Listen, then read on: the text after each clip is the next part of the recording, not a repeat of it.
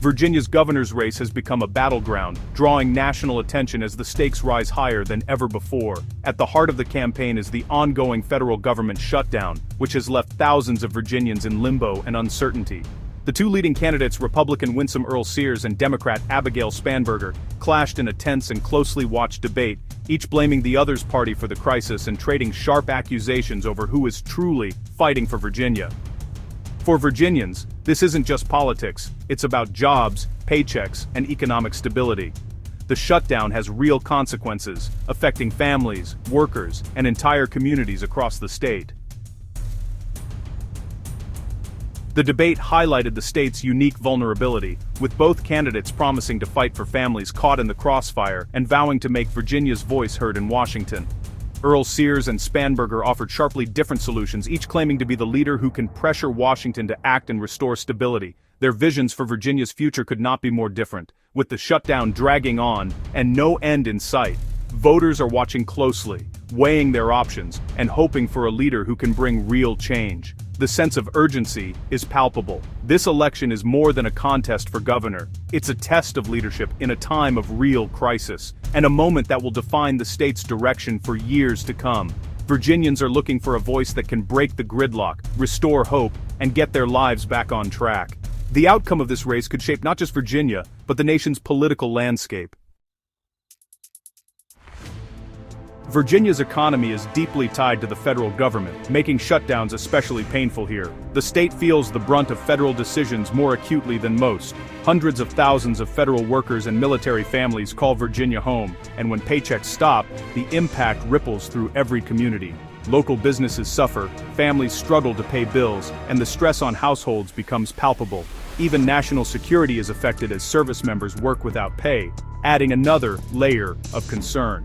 The shutdown halts billions in federal contracts, threatening jobs in both large defense firms and small businesses. The economic ripple effect is vast. For many, this isn't a distant political fight, it's a personal emergency.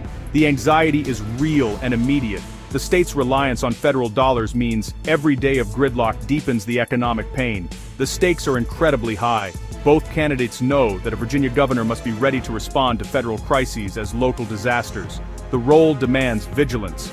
The debate's intensity reflects just how high the stakes are for the Commonwealth.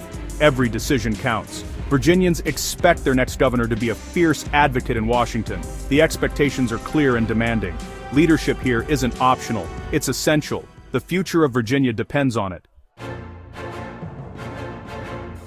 Earle Sears put the blame squarely on Senate Democrats, arguing the House has already passed a funding bill. She challenged Spanberger to push her party's senators to break the deadlock and end the shutdown. Earle Sears framed the crisis as a failure of Democratic leadership in the Senate, insisting the solution is within reach if just a few cross the aisle. She positioned herself as the candidate who will hold Washington accountable and fight for Virginia's workers. The message: the House and President are ready, but Senate Democrats are blocking progress. Earle Sears's direct challenge put Spanberger on the defensive, forcing her to answer for her party's role in the impasse. Spanberger countered by calling for leadership from the top, urging President Trump to return to the negotiating table. She argued the shutdown is a bipartisan failure, but ultimately needs executive action to resolve. Spanberger called for both parties to work together, but criticized the White House for past attacks on federal workers. She positioned herself as a consistent advocate for Virginia's public servants, contrasting her record with Earle Sears. Spanberger's message, true leadership means defending constituents, not just blaming the other side. She called for compromise and renewed negotiations, insisting the solution requires action from the president. For Spanberger, ending the shutdown is about restoring responsible, bipartisan governance. Behind the political drama are real Virginians, military families, federal workers, and neighbors who keep our communities running every day. Small business owners are struggling to keep their doors open, facing mounting bills and uncertainty about the future. The shutdown's impact is personal and immediate. Paychecks are missed, vital work is stalled, and families are forced to make tough choices just to get by. Both candidates tap into this frustration, but voters are tired of finger-pointing. They want more than blame. They want real, practical solutions that will make a difference. Ending the shutdown demands pragmatic leadership, honest dialogue, and a willingness to compromise for the greater good of all Virginians. The next governor must put people before politics, listen to those most affected, and push Washington to act with urgency and compassion. Reopening the government is just the first step.